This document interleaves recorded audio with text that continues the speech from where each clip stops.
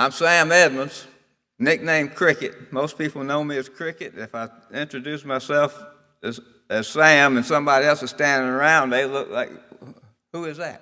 But anyway, I've been in this church for quite a while. I think Beth thought I'd been here from birth, but I hadn't. I grew up in the Holy Comforter across the street, and that happened in such a way that, my mama's daddy was the preacher over there for about 40 years.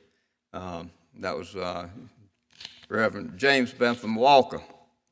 A little piece of interest, maybe. Mama's family was in the parish house across the street at the Holy Comforter, and there were 5 girls and 1 boy in that family, and Daddy lived right next door on the corner. There were 5 boys and 1 girl in that household. My granddaddy, Samuel Henry Edmunds, told Daddy, he said, when you're ready to get married, go next door and find your bride. And that's what he did. That's where Mama was. Anyway, that's a little starter. This little thing gives some idea about what positions I held in the church. I was a deacon and an elder. I was treasurer. The treasurer we had for the longest time was John Duffy's mama, Miss Duffy. And then she finally decided to give it up. And I think Jim McQuaig might have been the next treasurer, and then I followed Jim, and I don't know what happened after that. But I was clerk of session. That's probably any positions I've had. So let me see what the next question was. Earliest memories of First Presbyterian Church. Well, my earliest memory of this church was right before Randa and I got married. I was still a member at the Holy Comforter, but we were being questioned or interviewed or whatever you might call it by Cliff McLeod, and I ended up joining the church before we got married. I believe that's right. And we were married in the chapel in 1972, December 23rd. So that's been a while. But that was my first introduction probably to First Presbyterian Church. And it's grown much since then, my involvement and so on. But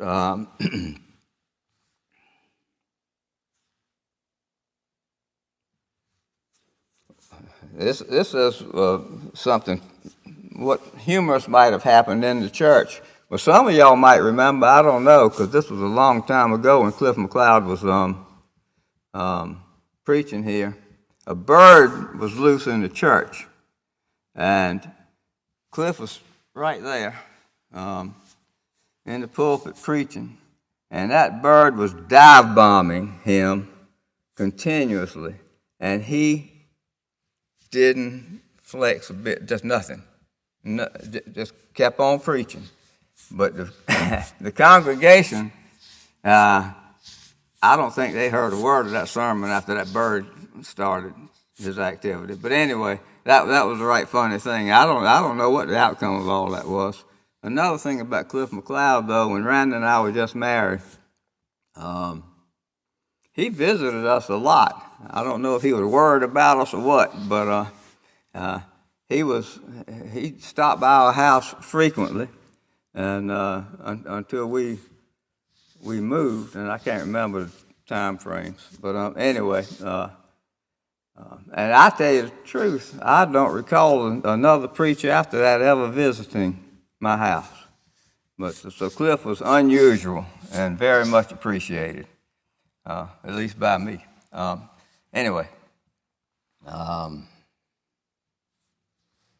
Now, here's something that came up right recently. Well, it was brought back to my memory right recently. When Jeff Aiken, I think it was Jeff was the preacher here at that time, we were still having Thanksgiving breakfast here in the fellowship hall. And I had Randy Carroll and Hayes in there, and they were about that high and that high. And how old they were, I don't know. But they were eating the pancakes and everything. And I said, y'all got an awful lot of syrup left on your plate. They said, well, we can't get it up. I said, well, just pick it up and lick it off. And they did.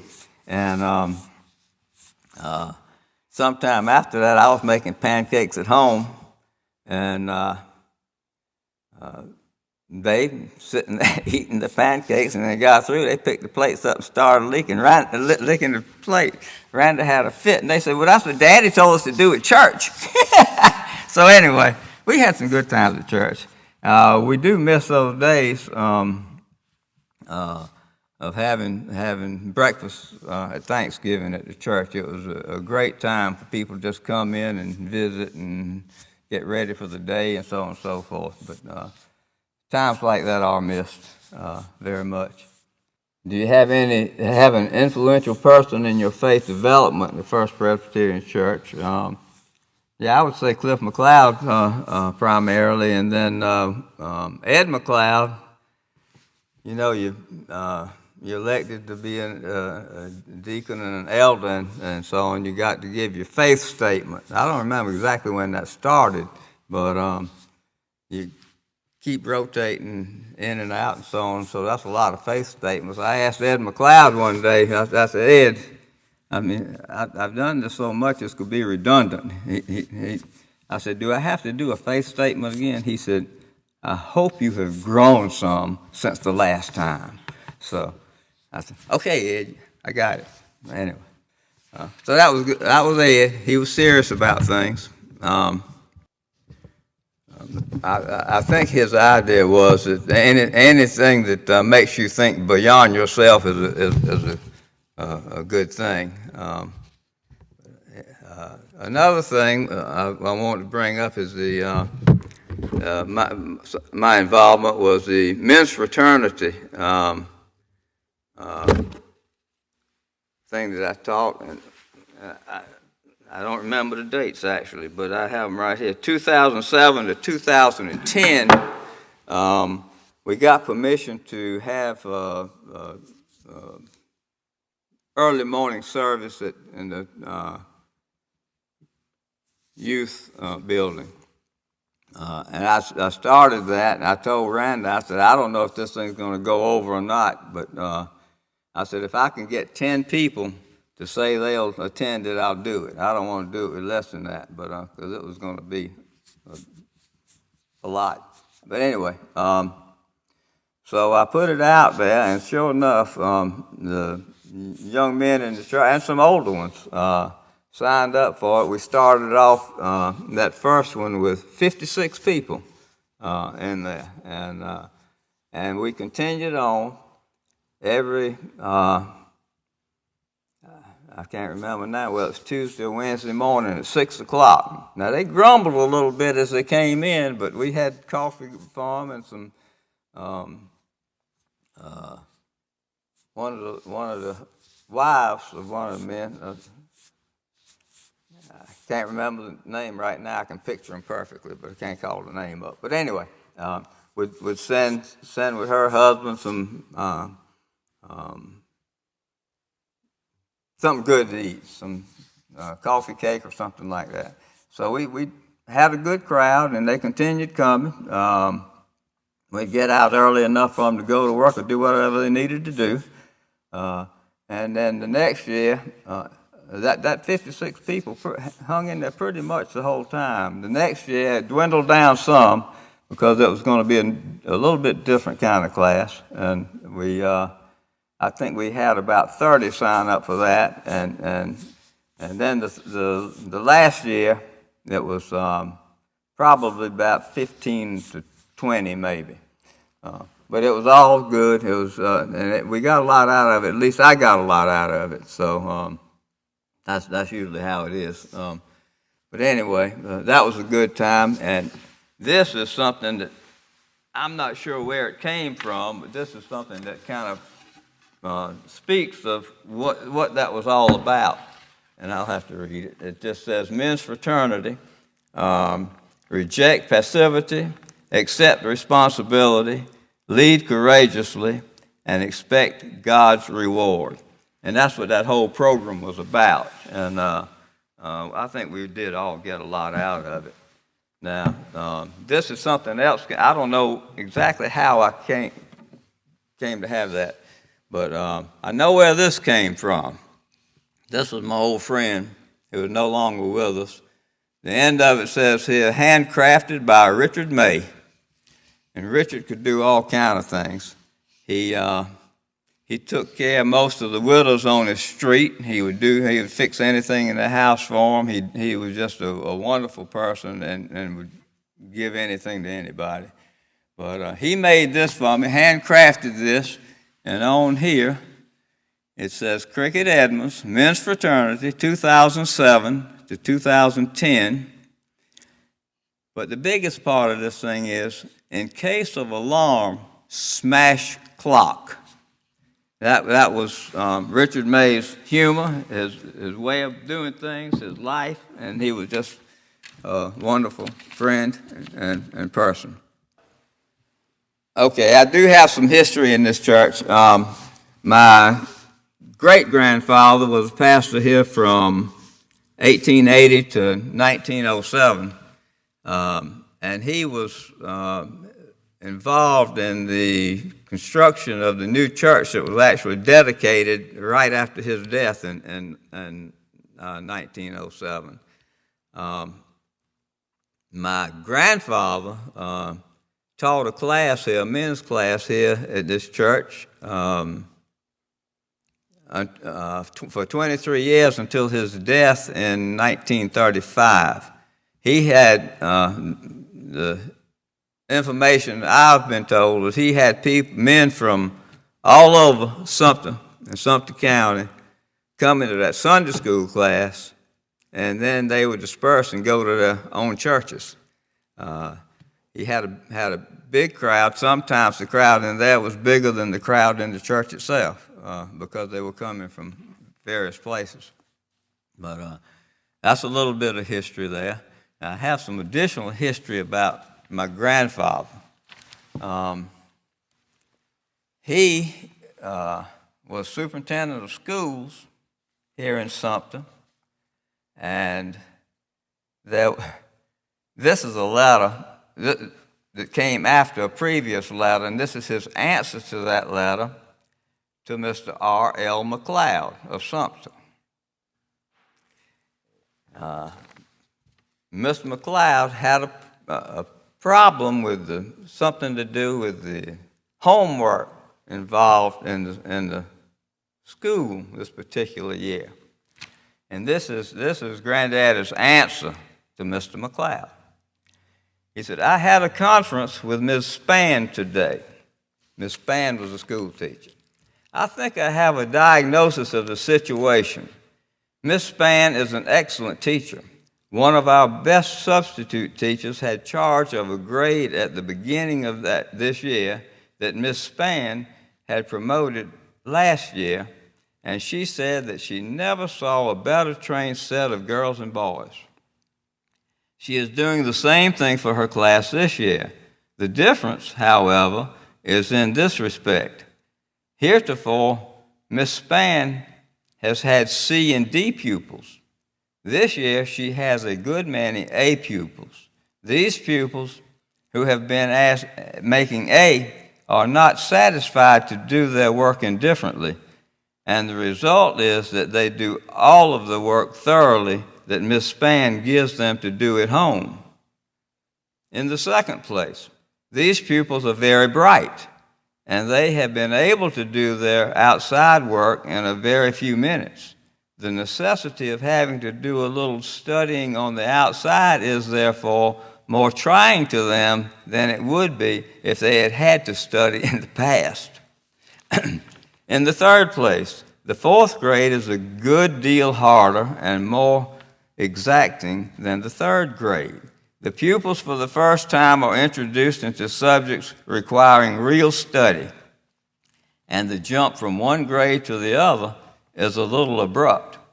I have told Miss Spann that the parents are not complaining of her work, but simply registering an objection to their having so much homework to do. She is thoroughly cooperative in every way and wishes to do just the right thing. We have agreed, therefore, that she will lighten up considerably on the amount of homework required.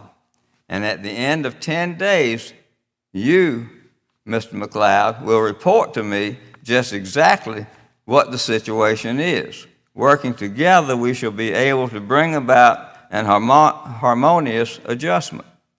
All of us understand that we are working together purely for the good of the pupils, and therefore we shall appreciate your active cooperation. I know that we shall receive it. It will be gratifying to you. Now, this is the good part, Susan. It would be gratifying to you and Mrs. McLeod to learn that Miss Spann last week told Mrs. Wilson, the principal, that in all of her experience, she had never taught a pupil as nearly approaching perfection in every way as your little daughter, Margaret. Be sure to keep me informed, and I am sure that we can rectify matters. With warm personal regards for you and yours. Cordially yours, S.H. Edmunds. Now, I wish we could get Susan to make a comment right now. But anyway, I thought this was very interesting, and I'm sure it would be hard to find anybody closer to perfection than Susan's mama. That might be. Well, I have one more thing. When we come to church and we do all these various things, we come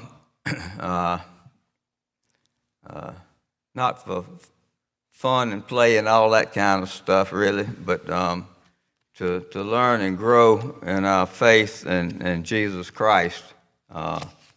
And I just saw this recently. It's good when you can look at your children and even now your grandchildren and see how things are progressing. I have here my oldest grandson, his faith story, and this says a lot to me. He says, even before I could talk, my parents and grandparents were teaching me about God and His love and praying with me. When I was very young, and even before I could talk, people who knew my family were praying for me. Also, when I was very young, my parents had me baptized. This was an important sign of God's love and protection. As I grow older, I began to better understand the lessons in church and Sunday school, and this helped me grow spiritually. As I got even older, I began to do Bible school, then catechism with Mrs. Brogdon, which continued to help me learn and understand the truths of Christianity. As time went by, I was able to go with the adults of the Maysville Church and feed the homeless on Sunday afternoons. I also volunteered with Feed My Starving Children and Backpack Blessings. At Christmas, my family and I went with the church and sang carols to shut-ins in the community. Another thing that has helped me proceed through my faith is learning how to forgive my little brother. I'm not the best yet, but my parents are helping me. I know that my faith journey will last throughout my entire life, and I will use these lessons to help me along the way. That kind of thing is what we hope for as we bring our children and grandchildren to church. doesn't seem to be as important to many as now as it has been in the past, but we hope that it would continue. A couple of other things about the church. Presbyterian men. Years ago, when we would have our Presbyterian men meetings in the fellowship hall, we would probably have 50 or more of the, I don't want to say leading, but of the men of the church that would attend those meetings. And we'd have speakers come in, and Fred Brogdon, he had a special thing going on. He would have a list of things, and he would, to get people there to say, okay, I'll do this, and I will go visit this person, that kind of thing. But so much of this kind of stuff is fallen by the wayside. And it was things like that kept us all kind of in line and in tune with what we should be doing. It's just things like that help the church to grow, and it makes church a family. Which brings me to another thing I think about is the times we would go to Spring Maid at Myrtle Beach. We'd have those gatherings there, and people would come, and we'd have breakfast in the morning, which was kind of my favorite part of it, because you could go down there early, and as people come in, just talk to everybody and get to know each other better. It was just a good time, and maybe we can get back to some of these things. I don't know. But anyway, I love this church. I've considered it a second home. It's a good place. It's a good time. We're at a good place right now with Bob. I know he's got a great heart, and he believes the Word. He teaches the Word, and I just hope that we can find somebody like him to be a permanent replacement. Amen.